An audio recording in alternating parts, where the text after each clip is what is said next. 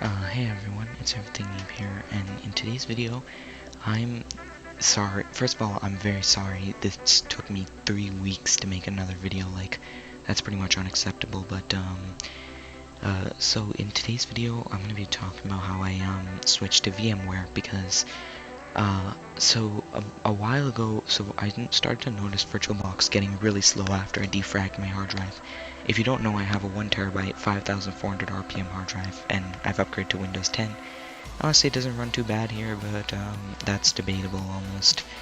And thing is, I have now switched to VMware because after, strangely enough, after defragging my hard drive, VirtualBox seems to have performance issues, and that's really bad. And it really sucks because I really did like VirtualBox a lot, but now I have to switch to VMware. But I have to say, it's turning out pretty well for me. So you can see here, I've got 5 VMs here. I actually did have a 6th one for Linux where I did Ubuntu 12.04, but I started to run into issues there. So over here we have all the Windows VMs. So the first one is Windows 7 64, which is reserved for my sister to play Among Us remotely when I don't want to loan out my computer to do so. Second one is Windows 7 x64. The second one, I had to name this 2 because I initially named this Windows 7 x64, so I couldn't just name this plain. So of course, as its name suggests, it's the 64-bit version of Windows 7. And this VM in particular runs really well. Windows 2000 Professional, which is I haven't installed yet because it's just stuck on the installer. Windows Vista x64, which is installed but doesn't have VMware tools installed yet, and Windows XP Professional, which is also another VM that's fully functional. So let me just show off my Windows 7 VM quickly. And it took me a little while to get used to this whole like thing with VMware, but once I did, it was pretty nice. So we're just gonna power this on quickly. So it always says the serial will start disconnected, so it's pretty disappointing, but as you can see, it's actually loading. Yay! Well, what did you expect? So the thing is, I don't want to go through the pain of having to do like updates and stuff. So I just keep on force powering it off every single time. I'll just pause the recording for now until until it's done starting and stuff. 2,000 years later.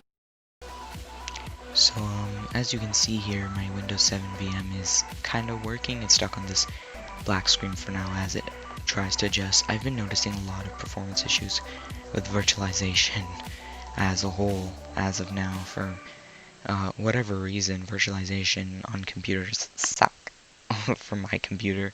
I don't know why. I don't have plans to upgrade this computer until next year, assuming something doesn't go wrong with it before then. But yeah, as you can see, it's pretty stuck here.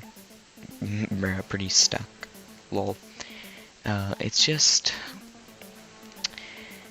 like virtual machine performance is so dreary on virtual machines. I don't know if it has something to do with the fact that I'm not using an SSD. Alright, so what feels like forever later, I finally got the Windows 7 VM to actually work and display something. It took literally forever, and I had to scale up to my laptop's display, but you can see we have the VM logo there.